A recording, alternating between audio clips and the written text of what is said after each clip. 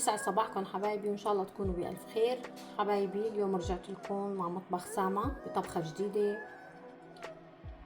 اول طبخة راح نشتغل فيها هي شوربة الخضار.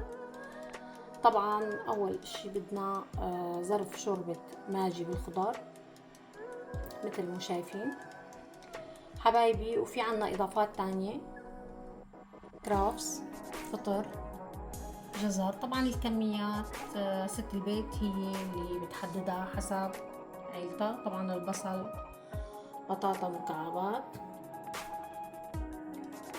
خليكن معي حبايبي لنبلش بشوربتنا.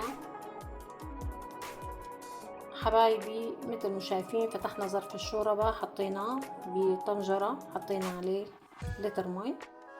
اول اشي هلا بدنا نضيف البصل والجزر والكرفس.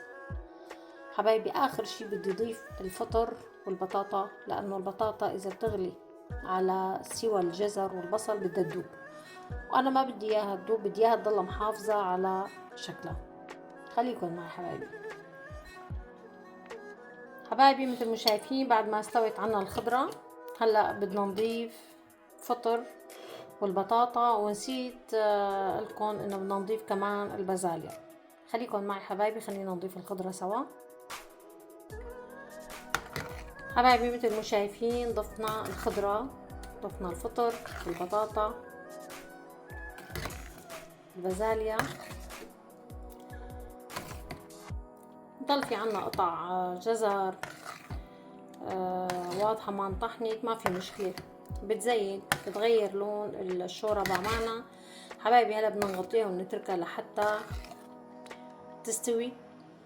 بعدين بنرجع بدنا نضيف شعرية ومعلقة كركم ومعلقة زنجبيل ومعلقة كمون. خليكن حبايبي معي ونرجع. جاتلكن حبايبي مثل ما حكينا بدنا نعمل الفروجة. انا متبلتها قبل بيوم، حطيتها على صاجي وحطيتها بقلب الفرن مثل ما شايفين. شغلت الفرن على درجة حرارة منخفضة، ما بدي اياها تنحرق مني وما تستوي. خليكن معي حبايبي. حبايبي حبيت بجنب الفروج اقدم صحن رز ملون بنكهة الزعفران. طبعا الرز بسمتي كاسة كاستين مي. بعد ما نقلي الرزات بالسمنة البلدي بنضيف المي بس لحتى تبلش تنشف المي. بنضيف الالوان يلي احنا بدنا نضيفها، ويفضل انه تكون الوان نباتية. يعني الزعفران بننقعه بناخد ميه، الكركم، كل شي يكون طبيعي افضل للصحة. حبايبي خليكن معي لحتى نكفي طبخاتنا اليوم. حبايبي مثل ما شايفين الرز بلاش، فينا نحركه بالشوكة حبايبي.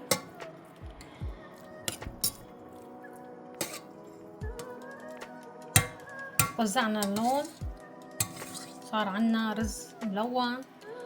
بنغطي وبنتركه لحتى يكفي سوا. حبايبي مثل ما شايفين شوفوا الفروج، اللون الذهبي والريحة ما بدي اخبركم بتعقد. عملنا بجنبه بطاطا بزيت زيتون وخضار. الرز الملون زيناه بالفلفل. طبعا الشوربة ما بدنا ننساها.